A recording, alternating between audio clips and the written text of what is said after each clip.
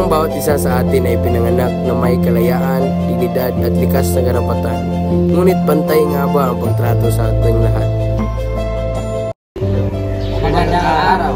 Ako si Romeo Tata Jr. Ako naman si James Guzman. At ako naman si Eljan Tayo. At sa araw na ito, talakayan namin ang isang nakapahalagang usapin, ang karapatang pantao. Ito ang mga karapatang likas sa atin mula sa ating kapanganakan. Karapatang mabuhay, magpahayag, makapag-aral at mamuhay ng malaya at may dignidad.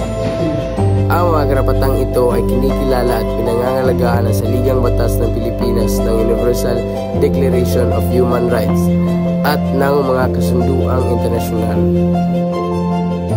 Sa kabila ng mga batas at proteksyon, patuloy pa rin ang paglabag sa karapatang pantao.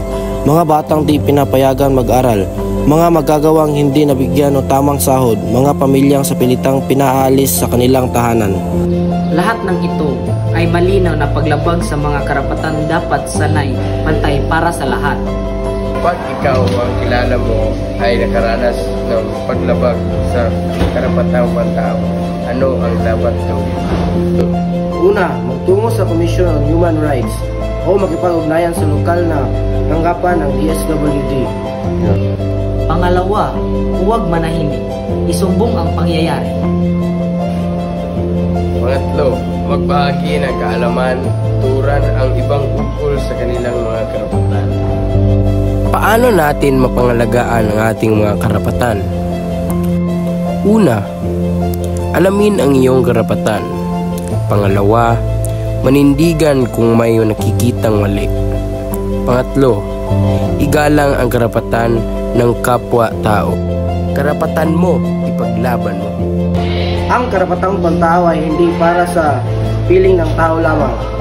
Ito ay para sa bawat isa, bata o matanda, babae man o lalaki, mayaman man o mahirap. Kung may naaapi, tayo ang kailangan kumilos at magsalita. Karapatang pantao, Para sa lahat. Para sa ilan. Isang mensahe mula sa aming tatlo. Salamat.